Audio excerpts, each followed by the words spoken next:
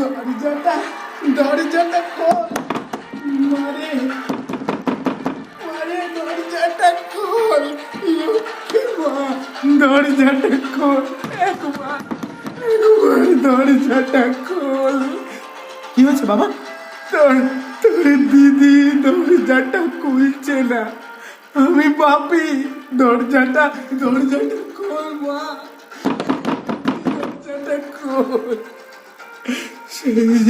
সেই যে 1 ঘন্টা আগে এসে দরজা বন্ধ করেছে, তারপর থেকে খুলিনি।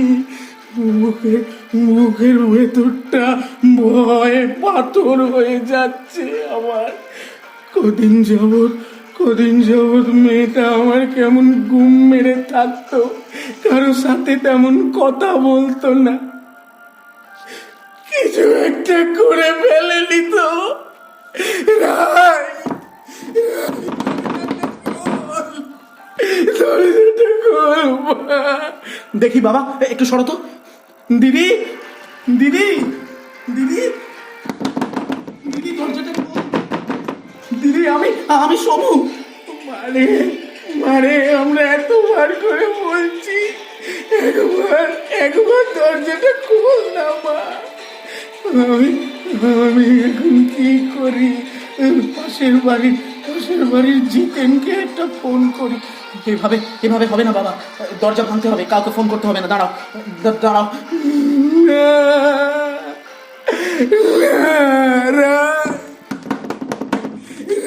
দরজাটা খোল মা, দরজাটা খোল। একবার পুলিশকে, না না না না সমু, না, এখন পুলিশকে ডাকার কোনো প্রয়োজন নেই।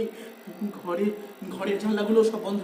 বাবা, আমি একটা শাবল নিয়ে আসছি, তুমি এখানটা দাঁড়াও, আমি আসছি। দরজা ভাঙতে হবে। আমাদের কি সর্বনাশ হয়ে গেল। রাই, দরজাটা খোল মা, দরজাটা খোল।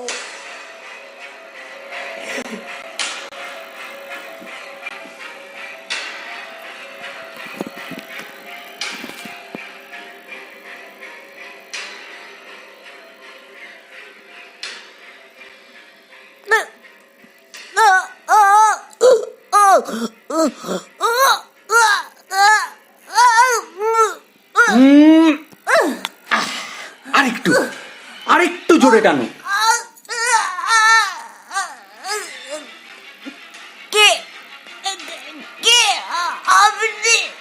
গলার ফাঁসটা আরেকটু জোরে টানো, পেঁচিয়ে, নইলে তাড়াতাড়ি মরতে পারবে না। দাঁড়াও, আমি টানছি।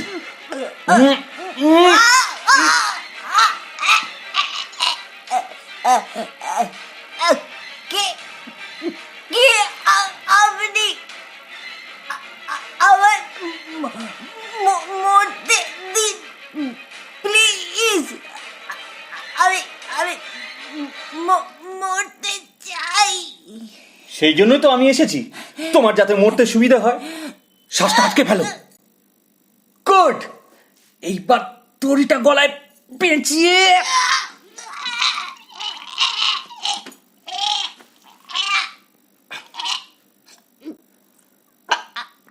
কেন বাধা দিচ্ছেন আমায়? প্লিজ, আমি দোস না, তুমি দেখছি ঠিক করে মরতেও পারো না। দড়িটা পাখা থেকে ঠিক করে ঝোলেনি। ওয়েট,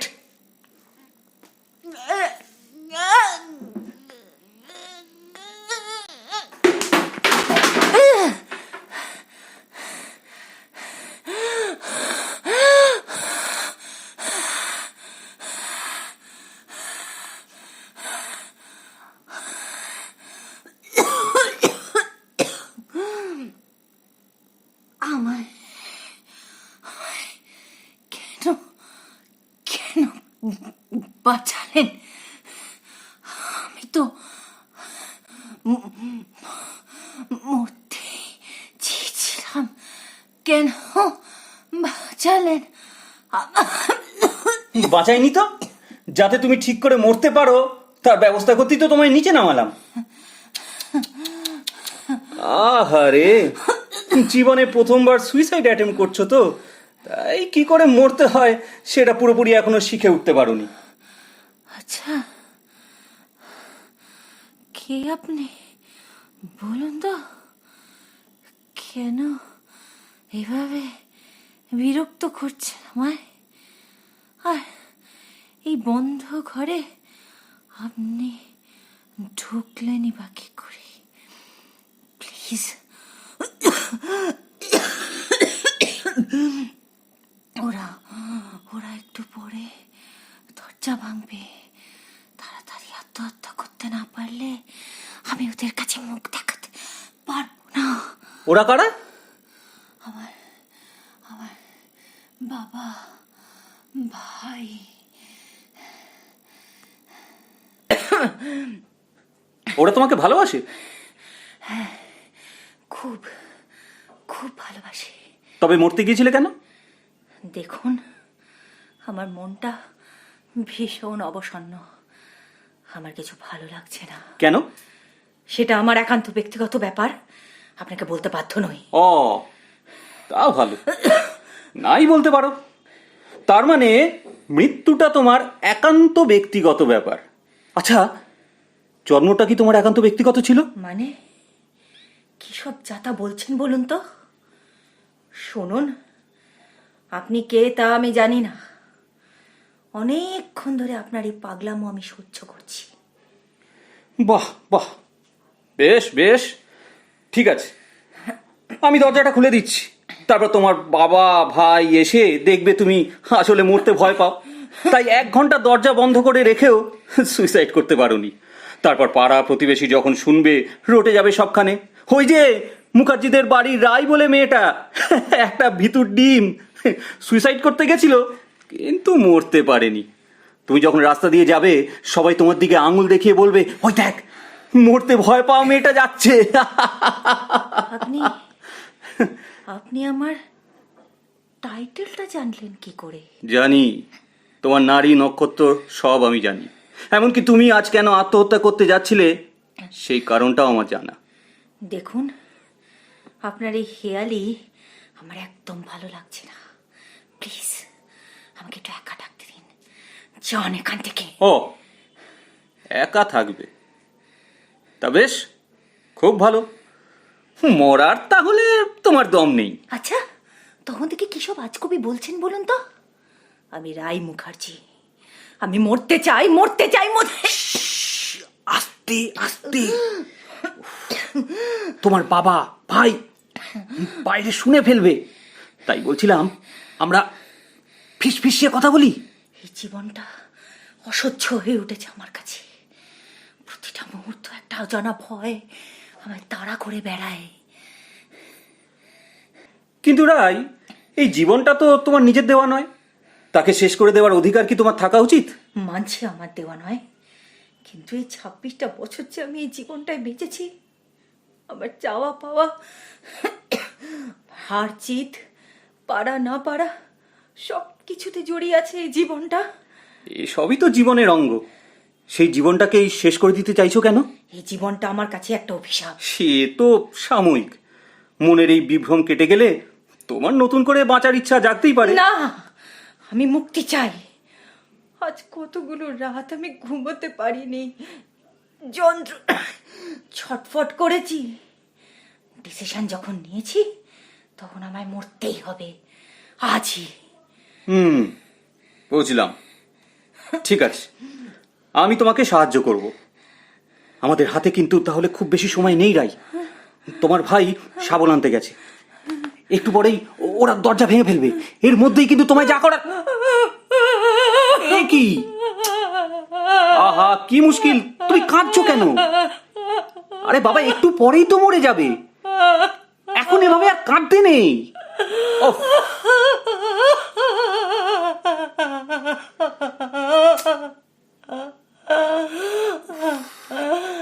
একটা মানুষ কোন পর্যায়ে গেলে নিজেকে শেষ করে দেওয়ার কথা ভাবতে পারে, সেটা বোঝেন আপনি?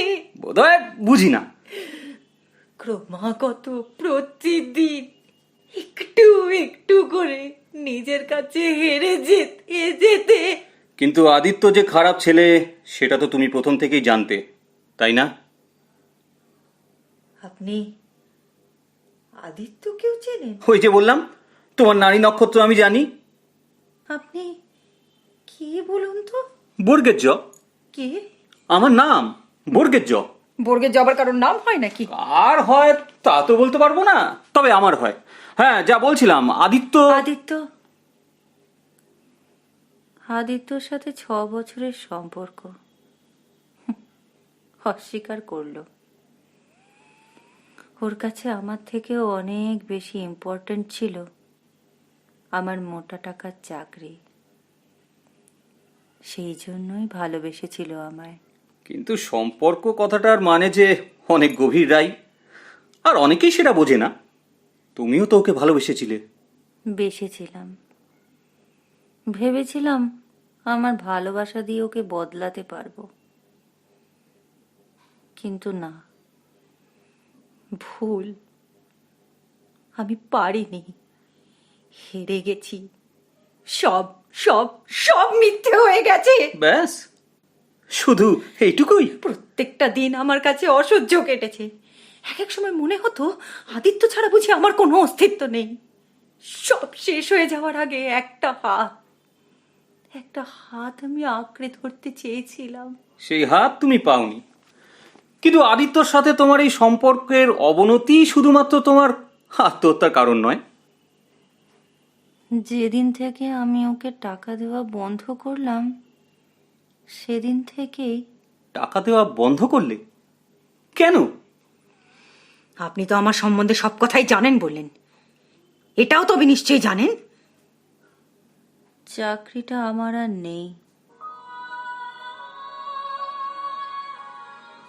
লকডাউনে বসিয়ে দিয়েছে।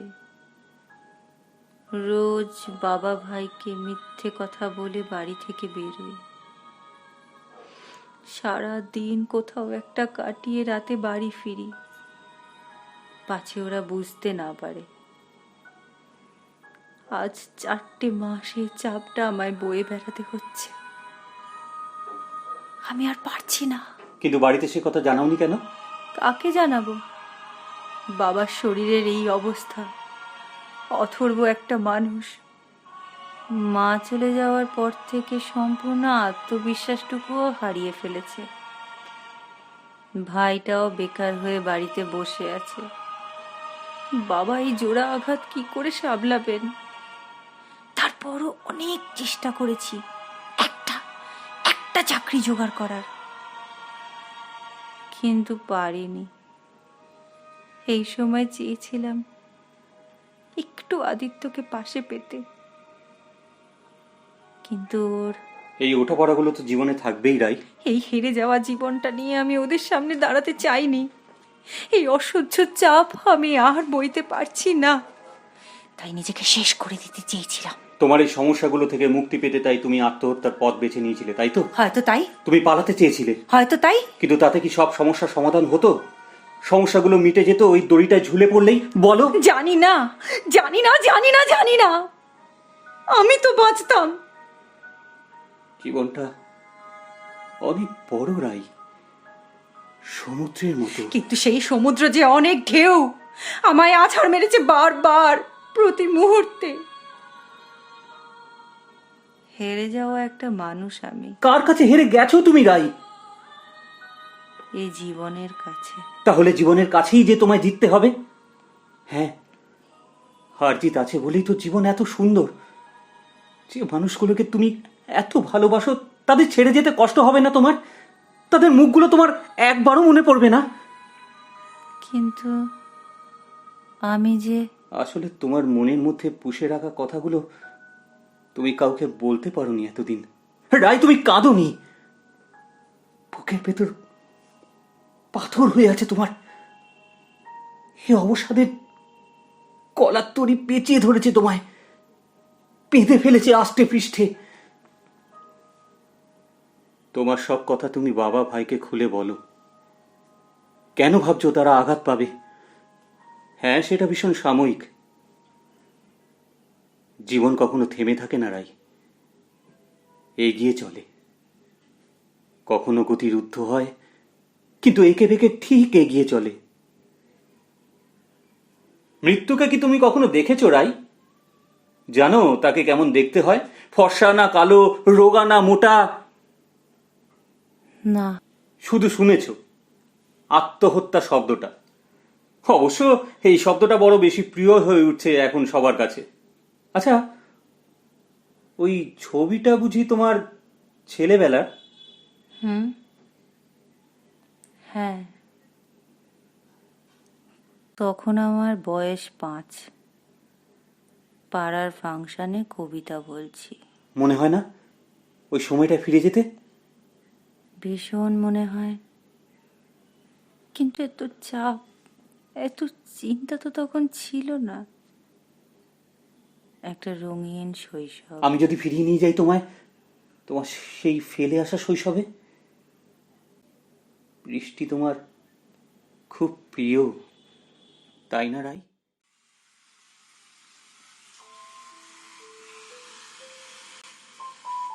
হ্যাঁ,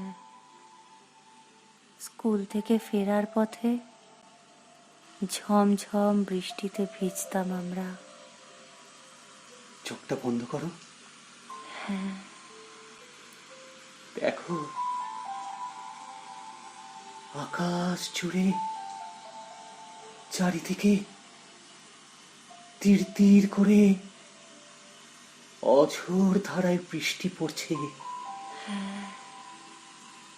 বৃষ্টি মাখছো তুমি। বৃষ্টি তোমায় ফিরিয়ে দিচ্ছে তোমার কিশোরী বেলা। তুমি ভিজছো, ভিজে চলেছ অঝোর ধারায়। তুমি ভিজে চলেছ। চাপ নেই, রোজকার জীবনের ইঁদুর দৌড় নেই। এক অপরিসীম মুক্তি, শান্তি। তুমি তো কবিতা বলতে। একটা কবিতা শোনাও না রাই। কবিতা? কিন্তু এখন যে সব ভুলে গেছি কবিতা। মনে করো, অতীত স্মৃতি গহ্বর থেকে তুলে আনো কবিতা। বৃষ্টি মাখা কবিতা, এক পৃথিবীর কবিতা। এক পৃথিবী লিখবো আমি, এক পৃথিবী লিখবো বলে ঘর ছেড়ে সেই বেরিয়ে গেলাম। ঘর ছেড়ে সেই ঘর বাঁধলাম গহন বনে। সঙ্গী শুধু কাগজ কলম। একাই থাকবো, একাই দুটো ফুটিয়ে খাবো 2-1 মুঠো ধুলোবালি। যখন যারা আসবে মনে তাদের লিখবো, লিখেই যাব। এক পৃথিবীর 100 রকম স্বপ্ন দেখার সাধ্য থাকবে যে রূপকথার, সে রূপকথা আমার একার।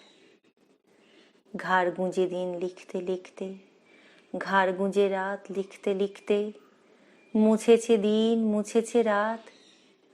যখন আমার লেখবার হাত অসাড় হলো, মনে পড়ল সাল কি তারিখ, বছর কি মাস, সেসব হিসেব আর ধরিনি। লেখার দিকে তাকিয়ে দেখি এক পৃথিবী লিখব বলে একটা খাতাও শেষ করিনি। সঙ্গে সঙ্গে ঝমঝমিয়ে বৃষ্টি এলো খাতার উপর, আজীবনের লেখার উপর। বৃষ্টি এলো এই অরণ্যে, বাইরে তখন গাছের নিচে নাচছে ময়ূর আনন্দিত।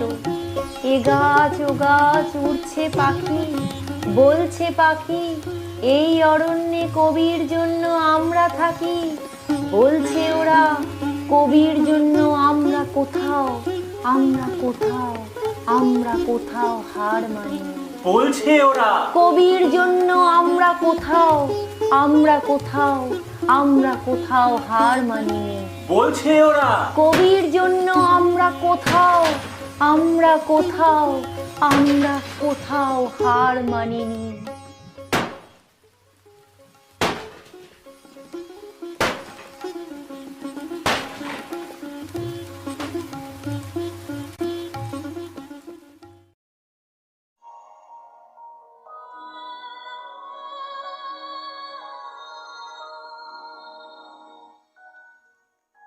এখন